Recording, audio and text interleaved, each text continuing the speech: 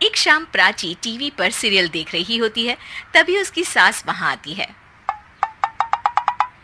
अरे सीरियल में तो ऐसे मग्न है जैसे आज रात का खाना पड़ोसी आकर बनाएंगे। मुझे पता ही नहीं था आपने अपने बेटे की शादी पड़ोस में भी की हुई है। हैं? मतलब? मतलब इस घर में सारा काम बहू ही करती है, आप तो सिर्फ खर्राटे मारती हैं। अच्छा जी, फिलहाल तो तुम आराम फरमा रही हो। चलो जाओ, ये मेरे टीवी देखने का समय है। आहा, इसीलिए मुझे भगाया जा रहा है। सॉरी, अब तो बिल्कुल नहीं जाऊंगी। प्राची की इस बात पर दोनों सास बहू के बीच टीवी रिमोट के पीछे बच्चों जैसे छीना झपटी शुरू हो जाती है, जिसके बीच श्लोक भी काम से घर वापस आ जाता है। हाँ, आज मेरी चूहे बिल्ली की जोड़ी किस बात पर झगड़ रही है? अरे तेरे बीवी मुझे टीवी ही नहीं देखने दे रही। अरे तुम्हारी मम्मी मुझे खाना बनाने के लिए फोर्स कर रही है।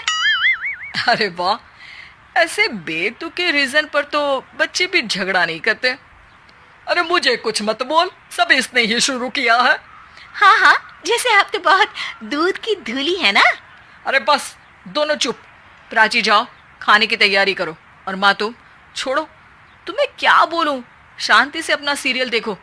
मुझे दोबारा लड़ने की आवाज सुनाई नहीं देनी चाहिए। ऐसा बोलकर श्लोक वहां से चला जाता है, जिसके पीछे पीछे प्राची भी कुछ न कुछ बड़बड़ाते हुए रसोई में चली जाती है। हाँ हाँ, सासू जी को तो कुछ बोलेंगे ही नहीं, बस मुझ पर ही हुक्म चलता है, खाना बनाओ, जैसे मैं इनके घर में खाना बनाने के लिए आई हूँ। इसी तरह शाम बीतती है और रात को श्लोक और प्राची की सास खाना खाकर सोने चले जाते हैं, लेकिन प्राची गुस्से में कुछ खाए बिना काम में ही लगी रहती है। इस घर में किसी को घंटा फिक्र नहीं पड़ता, मैं खाऊं या भूखी रहूं। प्राची कुछ देर के लिए रसोई से बाहर जाती है और जैसे ही वापस आती है तो वहां दूध का भरा ग्लास देखकर हैरान रह जाती है।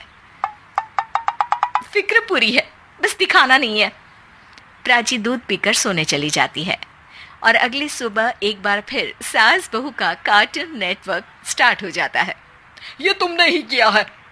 अरे अजीब जबरदस्ती है, मैं बोल रही हूँ मैंने कुछ नहीं किया।